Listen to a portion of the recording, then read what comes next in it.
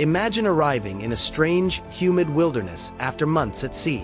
The land is vast, filled with thick forests, and ruled by powerful native nations who have lived there for centuries. You're tired, hungry, and outnumbered 100 to 1. Yet, you believe this place will become a new England, a new empire. This isn't a survival story. This is a story of misunderstanding, fear, and ambition. The First Anglo-Powhatan War, a brutal 5-year struggle that would shape the very foundation of English America. In 1607, 3 English ships, the Susan Constant, Godspeed, and Discovery, landed along the banks of the James River in what is now Virginia. The settlers built a small triangular fort they named Jamestown, after King James I. But they were not alone. This land was part of the domain of the Powhatan Confederacy, a coalition of around 30 tribes ruled by Chief Wahunsenacawh, whom the English simply called Powhatan. His power stretched across much of coastal Virginia. At first, the two sides tried to coexist. Powhatan's people traded corn and food for metal tools, beads, and copper. But both misunderstood the other's intentions. To Powhatan, these pale newcomers were potential vassals, another tribe to bring under his influence. To the English, he was a foreign ruler standing in the way of their expansion. And as supplies dwindled and new settlers poured in, the fragile relationship began to fracture. By 1609, John Smith, the tough, pragmatic soldier who had kept order in Jamestown, was injured in a gunpowder accident and forced to return to England. With him gone, chaos erupted. The Powhatans, weary of feeding the newcomers, cut off food supplies. The English responded with arrogance and violence, raiding nearby villages to seize grain. That winter became infamous in colonial history as the Starving Time. Of nearly 500 settlers, only 60 survived by the spring of 1610. Some accounts claim they resorted to cannibalism. Jamestown was rotting from within. A colony that was supposed to symbolize English power had turned into a desperate prison. Meanwhile, Powhatan warriors encircled the settlement, determined to drive the invaders back into the sea. What began as skirmishes turned into full-blown war. The First Anglo-Powhatan War was not fought in grand battles. It was a war of raids, ambushes, and terror. When new reinforcements arrived from England under Lord de la Warr in 1610, they brought not peace but vengeance. De la Warr ordered a campaign of perpetual war, to burn villages, destroy crops, and show the Powhatans no mercy. English soldiers raided settlements along the James and York Rivers, slaughtering men and women alike.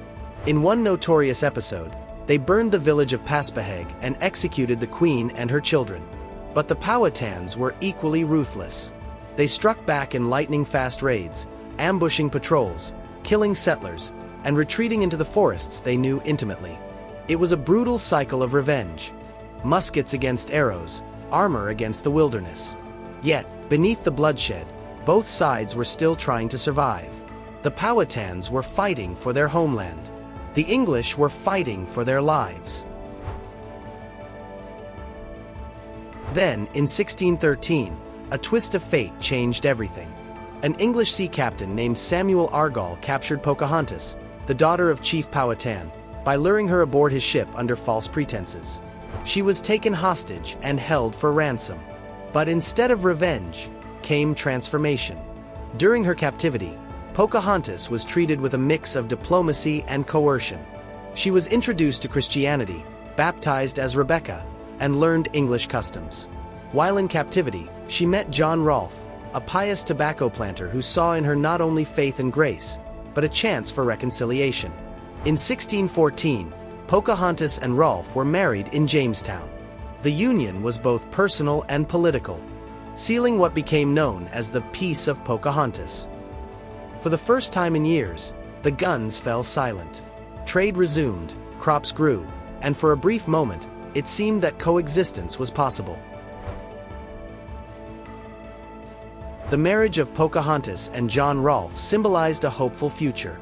Their son, Thomas Rolfe, became the first known child of mixed English and Powhatan heritage, a living link between two worlds. In 1616, Pocahontas traveled to England with her husband, becoming a symbol of the tamed New World. She was presented at court as Lady Rebecca Rolfe, proof to English investors that the Virginia venture was succeeding. But behind the ceremony lay deeper sorrow. Pocahontas fell ill and died in 1617, only about 21 years old. Her death shattered the symbolic bridge between the English and the Powhatan. And although the war had ended in 1614, peace was built on fragile ground. The English continued to expand outward, seizing more land for tobacco farming. To the Powhatans, this was not peace, it was slow invasion. The First Anglo-Powhatan War officially ended with the Rolfe-Pocahontas marriage, but its scars never healed. It had shown both sides what the other was capable of. The English had learned that native resistance was fierce and organized. The Powhatans learned that the English would stop at nothing to survive and grow. Within 8 years, the uneasy calm would collapse again, leading to the Second Anglo-Powhatan War, 1622 to 1632, a far bloodier and more decisive conflict that would crush Powhatan power for generations. The First War, however, had already set the pattern. Violence followed by fragile peace, followed again by betrayal. It became the template for centuries of colonization that followed across North America.